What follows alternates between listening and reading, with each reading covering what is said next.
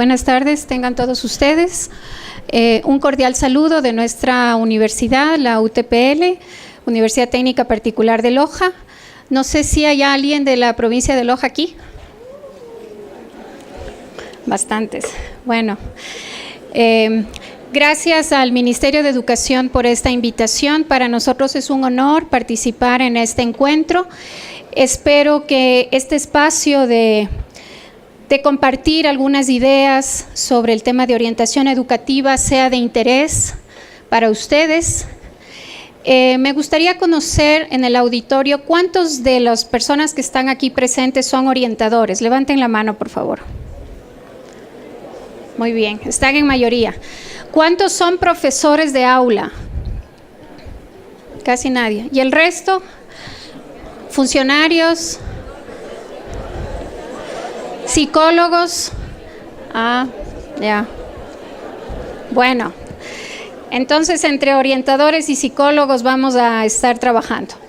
Bueno, primordialmente soy docente, me gusta la carrera docente, pero por este trabajo y mi línea de investigación desde hace algunos años estoy trabajando en orientación con un equipo multidisciplinario en nuestra universidad.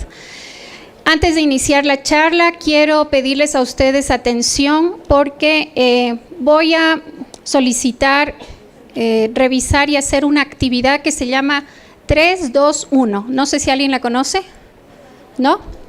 Si pueden enfocar la pantalla, la actividad. Bueno, esta actividad consiste en lo siguiente. Yo quiero que al final de la charla, algunos de ustedes nos digan 3 cosas que no conocían antes de lo que yo les voy a comentar. 3 cosas, van a ir anotando, ¿ya? 2 cosas que les parecieron interesantes y que luego ustedes podrán comentar con su compañero, su grupo de trabajo, de investigadores, de profesores, ¿sí?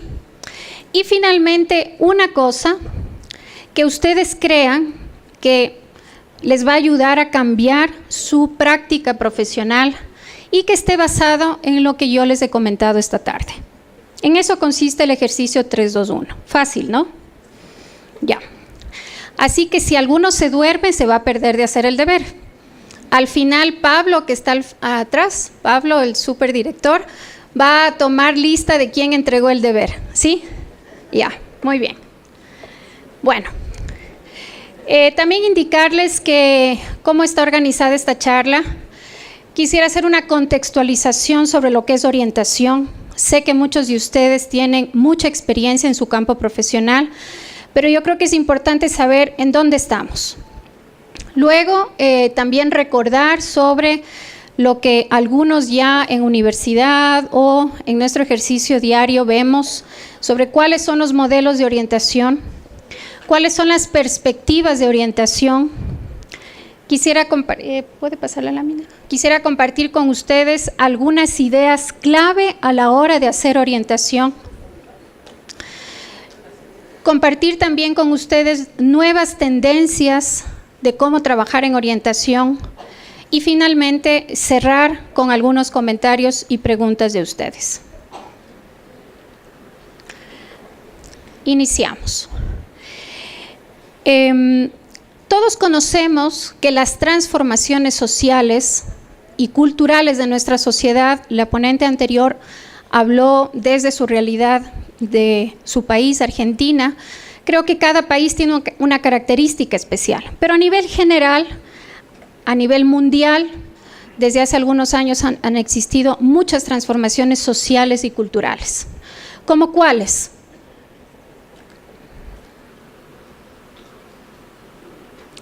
Si me ayudan con la... Siga, por favor. ¿Cómo cuáles? La globalización. Creo que todos estamos en un mundo globalizado. Rápidamente, al instante sabemos lo que sucede al otro lado del mundo. Rápidamente podemos comunicarnos con nuestro hijo, hija, esposo, amiga, amigo, al otro lado del mundo. Ya las fronteras no existen. La influencia de las nuevas tecnologías han marcado una diferencia desde hace ya algunas décadas atrás. Las nuevas conformaciones familiares. Ecuador es uno de los países que hasta hace 2 décadas atrás tenía más del 80% de familias nucleares. ¿Qué queremos decir con eso? Padre, madre, hijos, pero que en la actualidad apenas llega al 40%. ¿Por qué? Producto de movimientos migratorios desde el interior y hacia el exterior. La incorporación al mercado laboral de mujeres, al mercado laboral y académico, y aquí hay una muestra muy importante de mujeres que estamos en el mundo laboral. La disponibilidad y uso del tiempo. Creo que todos somos esclavos del tiempo, o la mayoría, ¿sí o no? Corremos en ciudades grandes como Quito, uno tiene que planificar con 1 hora de anticipación salir. Si vivo al norte o al sur, quién sabe más. En ciudades pequeñas como Loja todavía tenemos una gran ventaja, pero aún así somos esclavos del tiempo. Eso hace que el individualismo sea una de las características de este siglo.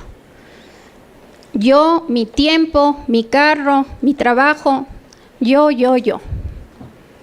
Eso ha hecho, por favor si me ayudan con las láminas, eso ha hecho que exista un cambio en la realidad del ser humano en general. Todas estas variables que yo acabo de comentarles han hecho o han influido que se cambie la concepción del mundo y de las personas por ende. Ya no somos los mismos de hace 20 o 30 años. No somos los mismos o no tenemos el mismo pensamiento, las mismas ideas que tuvieron nuestros padres o nuestros abuelos en generaciones anteriores. Siga, por favor. Como ustedes ven, estas variables que yo les comenté están presentes no solo en nuestra realidad ecuatoriana, sino a nivel latinoamericano y a nivel mundial. Un segundo aspecto que yo creo que es importante en este momento donde están profesionales del área de educación, orientación y psicología, decir que el estudio formal de la orientación educativa requiere planteamientos multidisciplinares. No podemos decir que con un solo criterio hablamos de orientación. Estos criterios multidisciplinares nos dan esta riqueza, porque la persona en sí tiene una riqueza que está dada con el apoyo de diferentes disciplinas. Siga, por favor, la lámina. Estas disciplinas las conocemos, psicología y con todas las aplicaciones de la psicología. La pedagogía con todas las aplicaciones en aula, fuera de aula. Así como también aquellas ciencias sociales. No podemos desconocer cuál es la realidad social de nuestro país, cuál es la realidad económica de nuestro país, porque ciertamente eso va a influir en nuestros estudiantes y de hecho ya influye en nuestros estudiantes. Saber de dónde vienen, saber qué tipo de familia en la cual están conviviendo, saber si realmente han podido desayunar los niños y jóvenes que vienen a nuestros colegios, saber si estos chicos han sido producto de maltrato, de violencia, etcétera. Entonces, este estudio formal de la orientación, se ha basado en 2 planteamientos, teóricos y didácticos. Yo quiero hacer aquí un stop, regrese, se me adelantaron. ¿Quiénes de ustedes se irían por la línea teórica de la orientación? ¿Quiénes se consideran teóricos? Que se basan mucho en los textos, que se basan mucho en la teoría. Sin miedo, no está ni bien ni mal. ¿Quién cree o se considera que es más teórico que práctico? Levante la mano. ¿Nadie? Ya hicieron trampa porque vieron lo que seguía, ¿no? ¿Quiénes se consideran prácticos? Ni lo uno ni lo otro, están tibios. Hay que posicionarse. Vamos a ver, los teóricos, que por aquí hubieron unos 2 o 3, no sé si comulgan con lo que algunos estudios dicen. Los teóricos hablan de los prácticos porque dicen que ellos se despreocupan de las bases teóricas y que justamente esa base teórica es el motor para hacer investigación de calidad. Eso dicen las investigaciones. Ahora, ¿qué dicen los prácticos de los teóricos? Porque también hay que escuchar el otro lado. Estas personas o que están trabajando en la parte más desde la línea práctica acusan a los teóricos que son insensibles a los problemas. O sea, usted está en la biblioteca y no se entera lo que pasa en el día a día en las instituciones educativas. Renuncian a los postulados teóricos y surgen implicaciones netamente prácticas. Con estos dos posicionamientos ahora, ¿quién va o quién está a favor a lo que dicen los teóricos? Levante la mano. ¿Nadie? Ya, aquí uno. ¿Y quién está a favor de lo que dicen los prácticos? Bueno, muy pocos. Es interesante que conozcamos porque efectivamente en el campo tenemos que ver desde qué punto de vista nosotros vamos a trabajar. Muy bien, continuamos. En cuanto a la orientación educativa, sabemos que están presentes acciones orientadoras. ¿Por qué? Desde el punto de vista de la intencionalidad, eminentemente práctica. Porque si solo nos quedamos en la teoría, a un joven, a un niño, no le va a interesar que yo le hable de la teoría, escrita por tal autor en el año 1997. Se nos ríen en la cara, ¿sí o no? O simplemente no regresan. O simplemente buscan apoyo en otro tipo de acciones o de actividades. Y es por eso que la profesión de los orientadores o de los psicólogos se ha visto desvalorizada. Porque realmente no hemos buscado aquellas acciones y herramientas para llegar y conocer con quienes ahora actualmente estamos trabajando. Me pareció interesante, creo que este es un autor mundialmente conocido, Osipov. Él ya lo dijo en el 1976. La labor profesional, ¿cuál es? Actuar lo mejor posible. Yo creo que todos tenemos la mejor intención cuando hacemos nuestro trabajo, ¿no es verdad? A veces lo hacemos mejor, otros días, quién sabe, no tan bien, pero lo hacemos con la mejor intención.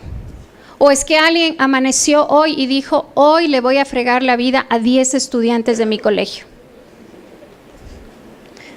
Puede ser que sí tengamos esas ganas, por lo que nos hicieron ayer, ¿no es cierto? Pero generalmente nosotros actuamos con la mejor intención del mundo. ¿Y qué es eso de la mejor intención del mundo? Algunos llaman intuición. ¿No es verdad? Yo hago las cosas porque creo que están bien. Pero en un mundo profesional no es suficiente. Se necesita un reconocimiento, una reflexión, una contrastación, un contraste de teorías, un contraste de experiencias que inclusive sean de nuestros propios compañeros o inclusive experiencias mías de hace un tiempo atrás. Eso hace que nuestra labor diaria ya no sea netamente porque yo lo quiero hacer bien, sino que he tenido la oportunidad de reflexionar. ¿Seguimos adelante? La orientación es una disciplina que sigue viva, aunque aquí en Ecuador ya no existen universidades que ofrecen la carrera de orientación. No sé si saben eso. Ya no hay carreras, o por lo menos con los nuevos rediseños no hay la oferta de orientación educativa. Así que de aquí a 5 años vamos a tener psicólogos, psicólogos clínicos, psicólogos con mención en o psicopedagogos, pero orientadores de grado ya no vamos a tener. Lo tomamos como una oportunidad o como una desventaja, ya cada uno analizará esa situación. Entonces, la orientación desde unas décadas atrás hasta acá ha tenido algunas dificultades, no solamente en Ecuador. Y yo creo que por la experiencia de algunos de ustedes lo han vivido más de cerca en las instituciones educativas. Ha habido una época de autocomplacencia que se llama, que nos ha impedido crecer. por diferentes circunstancias. También ha habido movimientos o épocas de cuestionamientos. ¿Qué hace un orientador? ¿Qué hace un psicólogo? ¿Hasta dónde tengo que ir yo? ¿O esa es la función del profesor? ¿Esta es mi función? Nos ha hecho reflexionar y en algunos momentos ha habido mucha pugna en instituciones educativas porque no sabemos hasta dónde actúa determinado profesional. Ciertamente que las prácticas de orientación han tenido mucho énfasis en actividades extraescolares. ¿Cuántos de ustedes, cuántos de nosotros hemos trabajado fuera de horario en actividades extraescolares? Algunos dirán, nos va hasta mejor, económicamente es más reconocido hacer actividades extraescolares, apoyo extraescolar. Pero las iniciativas que ha tenido el ámbito de la orientación a jóvenes han estado al margen del sistema educativo. Yo me imagino que aquí en Quito, como en otras ciudades, hay muchas academias que ofertan clases especiales o cursos preparatorios para ingresar a la universidad, ¿no es verdad? ¿Sí? Cada vez más hay academias de eso. Y ustedes se han preguntado qué tipo de examen les toma el INEVAL para ingresar a la universidad. Está elaborado por INEVAL. ¿El examen? ¿O los exámenes de ser bachiller? ¿Quién prepara a estos jóvenes? ¿Son profesores de matemáticas? ¿Son profesores de lengua? ¿Son orientadores? ¿Son psicólogos? ¿Quién prepara a los chicos de estos exámenes? ¿Quién garantiza que con un curso de 1 mes, de 2 meses, el chico está apto con todas sus competencias y herramientas para ingresar a la universidad? ¿Quién garantiza eso? Estos hitos han marcado y han hecho que cada vez menos jóvenes busquen la ayuda en los departamentos de consejería estudiantil. La palabra de los orientadores o el apoyo, la conversación ha perdido validez. ¿Por qué? Porque los jóvenes buscan otro tipo de herramientas, más dinámicas, más actuales. El Google está, todos tienen teléfono y buscan una cosa, a ver, googleamos. ¿Dónde hay tal curso? Googlean. Los exámenes, las acciones, todo está en el internet. Entonces, ¿para qué voy a ir donde un profesional? ¿Para qué? Claro, si nos quedamos en esto, pues como dicen en España, apagamos la luz y nos vamos todos. No tenemos función de ser, pero no es así. Yo creo que es interesante saber dónde estamos, pero también proyectarnos hacia dónde vamos. Entonces, si hablamos de la contextualización de la orientación, no podemos dejar de reconocer esta problemática social, política y económica que aquí en nuestro país ahora se está dando, que se ha dado hace unos años y que posiblemente se dará de aquí en adelante también. Siga por favor la lámina. Esta problemática tiene una influencia directa o indirecta en el contexto educativo en que todos nosotros nos desenvolvemos, sea a nivel preescolar, sea a nivel de básica, bachillerato o inclusive a nivel universitario. Porque los niños y jóvenes que vienen a nuestras instituciones viven, son parte de esta influencia directa o indirecta de su contexto comunitario, familiar, de amistad, etc. Entonces, este es el gran reto para ustedes y para nosotros, a la hora de educar y acompañar. ¿Cuál es el reto? Conocer qué es lo que sucede con estos chicos. Y yo no puedo conocer de lejos. Tengo que involucrarme, tengo que conversar, tengo que ver qué es lo que sucede con estos niños y jóvenes. Ante estas problemáticas, yo creo que hay que regresar a la teoría. Yo soy profesora universitaria y sí soy una teórica convencida porque la teoría nos sirve como línea base para nosotros ver si efectivamente en campo se puede evidenciar lo que muchos teóricos, colegas o profesionales en estos ámbitos han propuesto y si efectivamente en nuestro campo y en nuestra realidad ecuatoriana se da. Entonces, de los modelos teóricos educativos, siga por favor la siguiente lámina. No voy a dar una clase porque no estamos aquí para eso, pero quisiera recordar que existen muchas clasificaciones de modelos de orientación. Una de aquellas que yo creo que es la mejor conocida, más conocida, perdón, es aquella que está basada en 3 aspectos: en la parte teórica, en la parte de intervención y en la parte de organización. No sé en sus instituciones si trabajan desde este punto de vista. ¿Por qué? Si hablamos de la teoría, tenemos que posicionarnos con una de ellas o con varias de ellas. No sé si alguno de ustedes conoce cuál es la teoría pedagógica sobre la cual o en la cual se basa el currículum del Ecuador. A ver, gana un punto. ¿Ah? Constructivismo. Muy bien. El constructivismo es la corriente pedagógica sobre la cual el sistema educativo ecuatoriano está trabajándose. No estamos aquí para decir buena o mala, esa es la corriente, ¿ya? Le pregunto, ¿cuál es la corriente pedagógica que en Argentina el ministerio o el país maneja? ¿No hay una? Son varias. ¿Ya? Dependiendo de la situación tipo país o de la decisión estatal, existen las corrientes pedagógicas que uno debe conocer.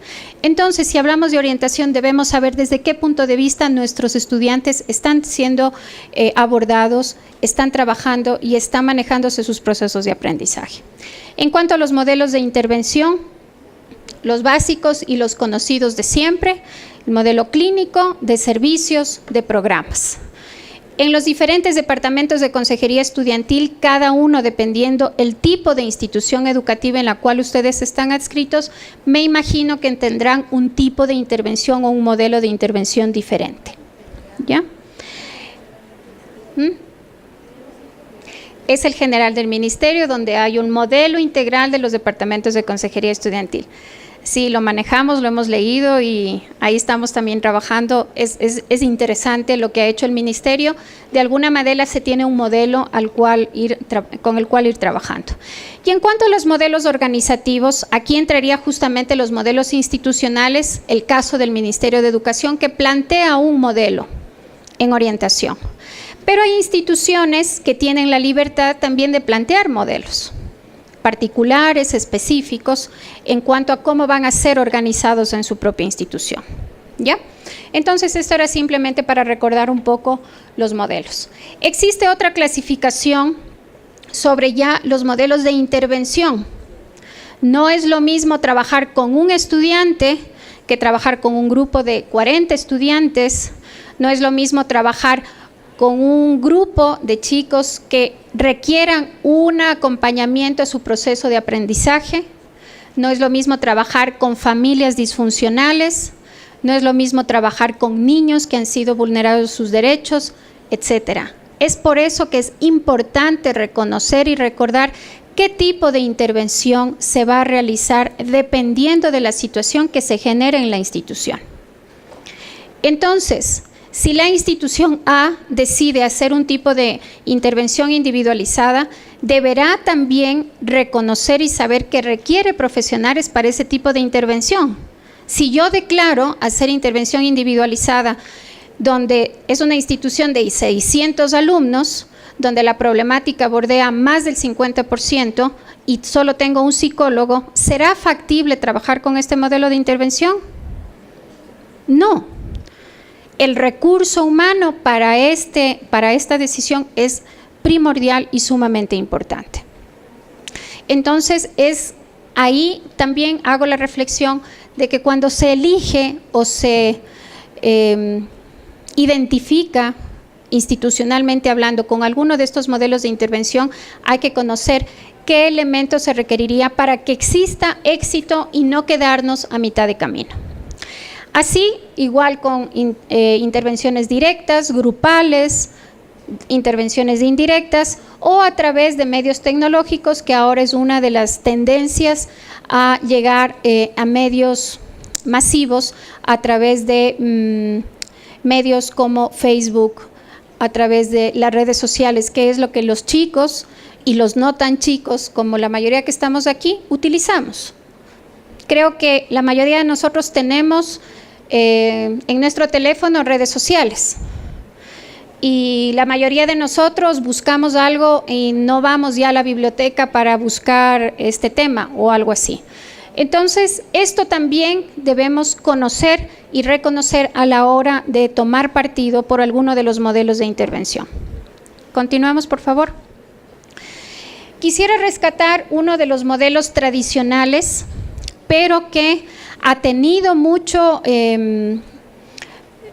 una nueva inyección, llamémosle así, es sobre todo en países anglosajones, porque el trabajo directo, esta interacción entre la persona, entre las personas, hace que justamente esa riqueza de esta interacción es lo que muchos de los jóvenes están buscando ahora. Aunque ellos digan que no, ellos requieren un espacio para conversar y hablar con alguien. Entonces yo creo que fundamentalmente el counseling, como muchos de ustedes, no sé si lo han trabajado alguna vez, se basa en teorías de la personalidad, en psicoterapia y también en los procesos de aprendizaje. ¿Cuáles son las metas de este trabajo? El saber y el evaluar cuáles son los rasgos. Si alguna de las personas que viene a trabajar conmigo está con alguna disfunción emocional, psicológica, yo debo saber cuáles son sus rasgos, si es agresivo, si es depresivo. Tengo que saber eso para que justamente comenzar a trabajar en esas líneas y obviamente conocer si está interesado en que esta persona sea ayudada desde ese punto de vista. Esta línea es muy interesante porque ayuda a la comprensión de sí mismo. El orientador o el psicólogo no le va a dar la receta mágica al joven, no le va a dar la receta mágica, sino que la intención es ayudar a que por sí mismo comprenda el por qué y el para qué o cómo voy a solucionar determinado problema. Y justamente aprender a reconocer cuál es su potencialidad. Ustedes dirán, eso es una teoría vieja, eso es un modelo viejo. Pero lo que ahora se le da el nuevo tinte es justamente regresar a la persona. Justamente en un mundo tecnificado, la persona nuevamente debe tener validez. Y es preferible tomarnos unos pocos minutos y que esa persona sienta que es escuchada. Rápidamente las dimensiones, que muchos de ustedes ya los conocen, el counseling es un trabajo persona a persona, permite conocerse, porque uno también como del otro lado deberá abrirse entre ciertas cosas. No le voy a contar, mira, soy casado, me peleé ayer con mi marido, mi hijo perdió el año. No necesito llegar a ese nivel, pero sí saber cosas para que esta persona sienta que del otro lado yo también soy humano y tengo mis problemas y justamente poder resolver conjuntamente estas situaciones. Esta relación directa e interpersonal entre el consejero y la persona es la base fundamental. No es un número, no es un apellido, es una persona. Es Juan, es Pedro, es María, es José, es Marco, es Marta. Esa relación es súper importante y que ahora debemos rescatarla. En cuanto a la relación de ayuda, se está hablando no solamente de la persona, sino de los grupos. Todos somos parte de un grupo. ¿No es verdad? Grupo familiar, grupo comunitario, grupo escolar, grupo laboral. Somos seres sociales y por lo tanto somos parte de un grupo. Y es importante saber cómo es la relación con mi grupo. Y eso hace que la actitud de la persona sea, en este caso, de quien escucha, sea lo más importante. Yo no puedo estar con un joven mientras él me cuenta lo que le sucede y yo mensajeando con mi compañera de trabajo o con mi hijo, ve, o con mi esposo, no te olvides de comprar la leche o no te olvides de comprar el pan. No, la escucha es atenta y atenta significa 100%. Tiene que ser precisa cada uno de ustedes sabe que las palabras deben ser precisas y el foco de atención, el desarrollo personal de esa persona. Perdón la redundancia, pero es importante eso. Los elementos esenciales, y rápidamente recuerdo cuáles son las creencias, los valores de esas personas. Claro, todos tenemos nuestras creencias y nuestros valores, pero a la hora de un asesoramiento profesional no podemos dejar de entrever nuestras creencias y valores. Aunque al final, si ustedes ven, hay nuevas corrientes que dicen que sí es importante que el consejero haga mención a lo que piensa, a qué creencia tiene, a qué valor o a qué le da valor y decirlo. Hay posiciones encontradas, pero es importante que ustedes lo conozcan.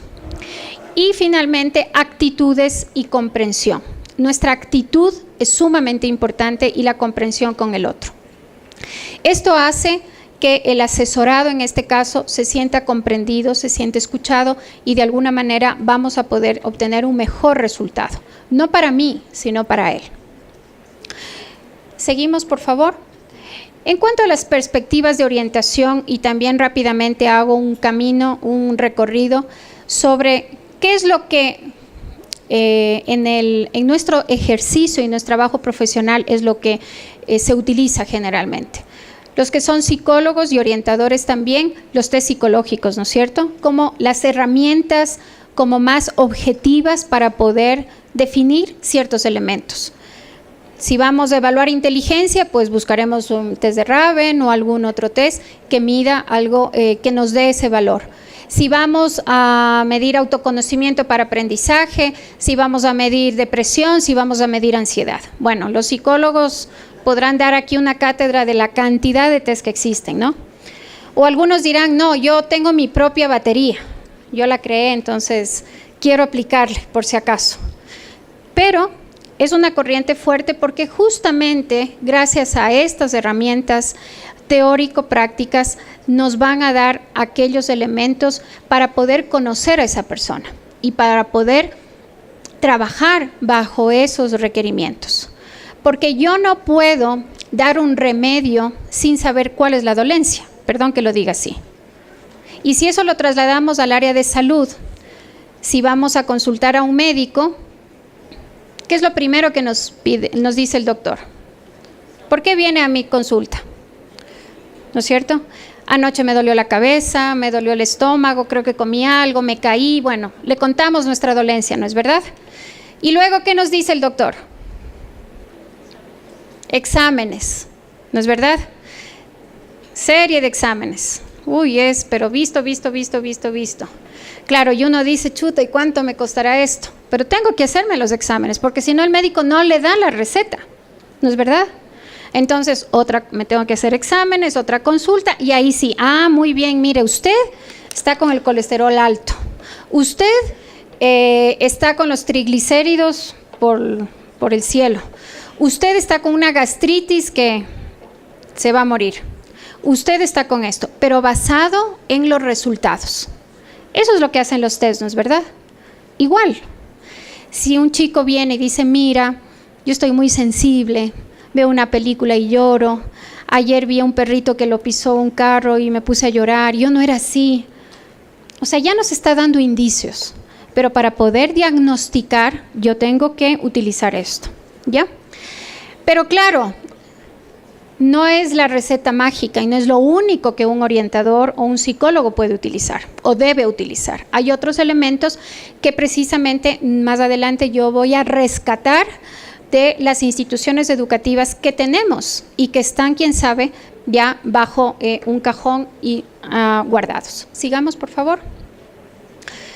Por cuestión de tiempo voy a saltarme estas láminas. Hay tres perspectivas que yo he querido recordar: la perspectiva teórica, la perspectiva humanista y la perspectiva social, que realmente está de acuerdo a algunos de los modelos de intervención. Quisiera pasar al cuarto punto, que son algunas ideas clave para la orientación, acción orientadora, como algunos tips que han resultado de nuestro trabajo de investigación en campo, hemos visitado colegios, hemos visitado instituciones, hemos conversado, hemos hecho focus group o grupos focales, perdón, con profesionales que están, y de esos datos, de esas conversaciones, son aquellas ideas y estos tips que espero que les sirva. Orientar ciertamente es una tarea compleja, creo que todos estamos de acuerdo. Es más fácil hacer muchas cosas, pero orientar creo que es una de las cosas más difíciles. Por eso es preciso conocer a la persona y al grupo. Yo no puedo hacer orientación sin saber con quién o con quiénes lo voy a hacer. La orientación está integrada en el sistema educativo y es por eso que justamente el ministerio tiene un modelo. Pero entonces no puede estar desarticulado del papel central de la educación. No puede estar. Debe estar incluida en los procesos como parte central, no periférica. La función de orientación tiene una función sustantiva en el proyecto educativo. ¿Qué quiere decir con eso? A la hora de las planificaciones anuales, a la hora de las revisiones curriculares, a la hora de la designación de carga, de trabajos para profesores, estudiantes, etcétera, debe estar el profesional de la orientación. Y justamente es importante hacer investigaciones de nuestra realidad para saber justamente dónde están los principales cuellos de botella de su quehacer como orientadores. Y justamente ofrecer esos nuevos recursos en bien de aquellos colegas que están haciendo un trabajo similar al mío, desde la educación formal o desde la educación no formal. He dicho ya que el sentido educativo de la orientación es muy importante. Todos sabemos cómo hacer, pero lo difícil es saber qué hacer y para qué. ¿Para qué hago yo todo esto? ¿Para qué planifico? ¿Para qué sigo el modelo integral de los departamentos? ¿Para qué hago los programas de prevención de embarazo? ¿Para qué? ¿Para qué conozco la ruta de cuando hay algún tipo de violación de derechos? ¿Para qué? Muchas veces nos olvidamos del para qué. La transmisión de ideas debe ser muy importante, sobre todo para aquellos jóvenes que van a ser y que son ya actores importantes de nuestra sociedad, y para que ellos sepan qué hacer con sus vidas, porque es que si no, no tiene sentido su función y nuestra función como orientadores. Bueno, las nuevas tendencias de la orientación yo creo que están marcadas justamente aliadas a las instituciones instituciones educativas, reconociendo que los actores protagónicos son los estudiantes. Se busca la formación integral. Yo creo que todos sabemos qué pretende la formación integral, justamente dar una mirada diferente, un profesor mío decía, darles unas gafas diferentes a los chicos para que vean desde otra perspectiva, ya no la perspectiva mía o la de su padre, sino su propia perspectiva que le va a servir para el mundo laboral, para ser alguien en la vida.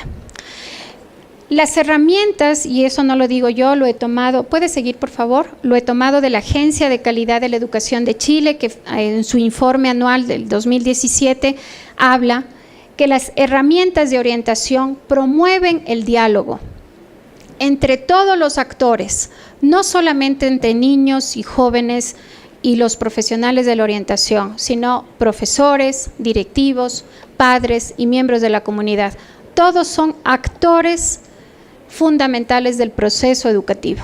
Si no hay un diálogo con ellos y para ellos, nuestro caminar de la orientación, quién sabe, se va a ver más y cada vez más desvalorizada. Son ustedes, somos nosotros los que realmente tenemos que hacer valer este trabajo, y con ideas y con acciones que se den. Siga, por favor. Hablamos ya de la anterior. ¿Qué hacer? Algunas sugerencias del trabajo que les digo que hemos hecho en las instituciones. Vemos que en las instituciones educativas hay muchos datos, muchos. Fichas de observación, entrevistas que hacen a los padres, datos que se recogen de los estudiantes, notas de los estudiantes, claro, y no sabemos qué hacer con ellos, o muchos de ustedes no tienen acceso. Eso es una mina de oro, perdón que lo diga así. ¿En qué sentido? Porque son ustedes los que a través de esos instrumentos formales o informales van a saber cuál es la realidad y la necesidad. Van a plantear una línea diagnóstica de lo que sucede en su institución. Yo no puedo venir acá o alguien o un director decir, es que eso hicieron en la escuelita número 9 de Xuxufindi. Sí, pero estamos en Quito, quién sabe aquí en Quito no funcione. O a la inversa, alguien del ministerio diga, no, es que en el distrito metropolitano de Quito funcionó eso, así que en Loja, en Zapotillo tienen que hacerlo. Yo le voy a decir, no, un momentito, primero en Zapotillo no es sierra, es costa. Entonces tendremos que, en los mismos tiempos no va a ser posible, etcétera. Yo creo que es importante valorar lo que ustedes y las instituciones educativas tienen. No busquemos modelos de fuera de nuestro país. No busquemos lo que hacen en otro lugar y aplicarlo tal cual. Valoremos lo que ustedes y nosotros tenemos y compartamos las buenas prácticas. No todo es malo. Hay cosas muy interesantes, muy interesantes. Y justamente nuestro trabajo como grupo de investigación es queremos rescatar esto de las instituciones educativas para que justamente la gente valore su trabajo, que una buena práctica de Esmeraldas pueda servir a una escuela o colegio de Loja, de Cuenca, de Guayaquil, de donde sea. La realidad es similar, no es igual, pero puede ser que eso que un compañero que lo aplicó en su momento en un lugar me sirva a mí. No seamos egoístas, abramos nuestro conocimiento, nuestra experiencia. Eso ciertamente se siente bien cuando uno comparte lo mucho o poco que hace. Entonces nuestra función como investigadores a nivel universitario es justamente trabajar con la gente que está a pie de cañón, que son ustedes, están con los jóvenes, con los chicos, para revalorizar este trabajo y hacer un acompañamiento. Sigue, por favor, las últimas láminas. Yo había traído aquí una presentación de nuestro grupo de investigación, se lo voy a dejar, no sé si va a haber una página para que ustedes luego vean. Finalmente, compartir, quisiera que vaya, por favor, a las líneas de investigación. Nuestro grupo de investigación en orientación educativa tiene 3 líneas fundamentales: orientación escolar, diagnóstico e intervención psicopedagógica y orientación universitaria. Desde estas 3 grandes líneas, siga por favor, desde estas 3 grandes líneas hemos querido hacer nuestro trabajo y de hecho la propuesta que estamos ya socializándola a nivel zonal y esperamos que a nivel país es hacer justamente trabajar con las nuevas tecnologías y aplicarlas a la orientación a través de una línea base de lo que está sucediendo en las instituciones educativas, creando un portal web en donde de manera gratuita todos los profesionales puedan acceder a información, puedan compartir información y que sea una plataforma de libre acceso. Ahora el conocimiento está abierto al mundo y nosotros debemos dar pie a eso. Antes de cerrar esta charla, quisiera compartir algo que una profesora muy querida para nosotros, especialmente para mí, la doctora Lida Santana Vega, comparte en uno de sus libros. Ella es un referente en España en el tema de orientación. Ella habla que la acción orientadora que no educa o una educación que no orienta tiene alcance limitado y no cumple una función altamente valiosa. Les dejo este pensamiento de la doctora Santana para que ustedes lo compartan, lo piensen y lo mediten. Gracias por su atención. Están ahí mis datos por si alguien está interesado en compartir y mayor información. Gracias por su atención. Muchísimas gracias, María Elvira. Tenemos 2 preguntitas, si nos puedes ayudar, por favor. Bueno, según tu perspectiva, ¿cómo debería realizarse un proceso de orientación vocacional a estudiantes que están interesados en una educación técnica? No, en realidad está mal escrito acá. Bueno, me corrigen los compañeros del ministerio, creo que ahora el bachillerato técnico es una de las opciones que se tiene, ¿no? Entonces, el proceso de orientación se lo tiene que hacer desde mucho más temprano. Yo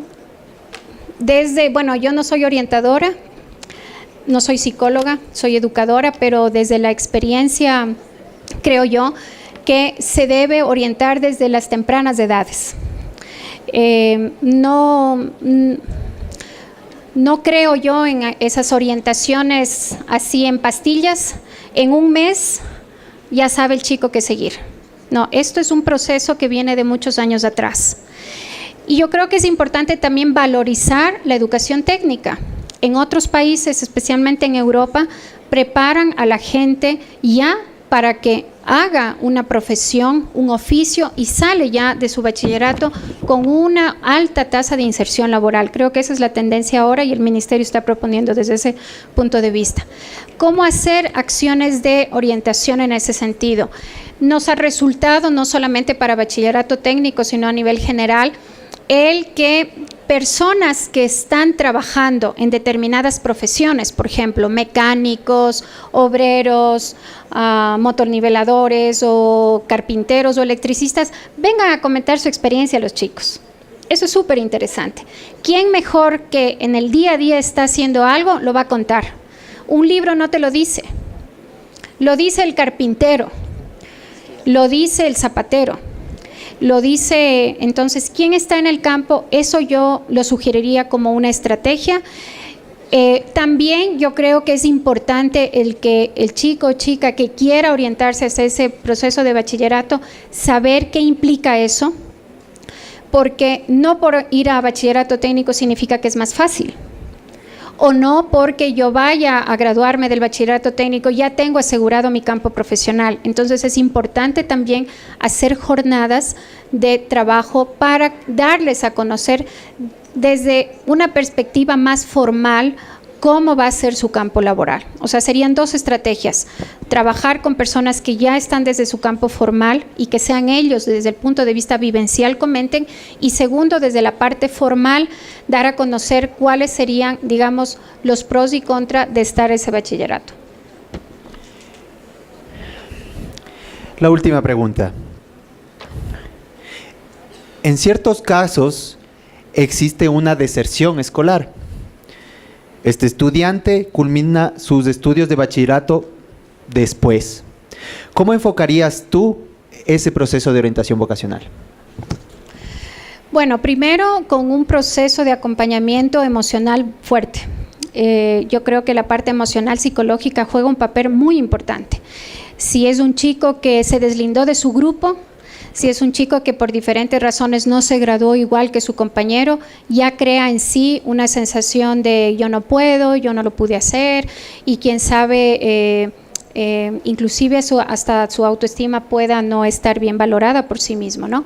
Entonces yo creo que un acompañamiento psicológico sería interesante, el acompañamiento familiar también, y un autoconocimiento. ¿Qué es lo que yo quiero hacer? O sea, que este chico aprenda a reconocer ¿qué es lo que quiero hacer? ¿Quiero hacer la universidad? ¿Quiero seguir un curso? ¿Quiero tomarme un año sabático? ¿Quiero irme de mochilero? ¿Qué es lo que tú quieres? O sea, saber de primera mano qué es lo que quiere esta persona. Yo no puedo hacer un proceso de orientación si no sé qué es lo que quiero. Ahora la tendencia se habla mucho de autoconocimiento, porque justamente yo tengo que valorar para qué soy bueno, en qué me siento bien. Si yo quiero ser médico, pero en el colegio justamente parte o uno de los motivos de la deserción o del retraso al salir igual que mis compañeros fue la parte de ciencias naturales, de biología, de química, ¿seré un buen candidato para ser médico? Tendría que valorarlo ciertamente. Entonces yo creo que aquí, en este punto, el proceso de orientación sería fundamentalmente desde el punto de vista psicológico también, y un proceso de acompañamiento, de autoconocimiento desde el proceso, no solo de aprendizaje, sino de autoconocimiento como proyecto de vida. ¿Qué quiero hacer? ¿Cómo lo quiero hacer? Y un fuerte acompañamiento y apoyo familiar. Muchísimas gracias, María Elvira.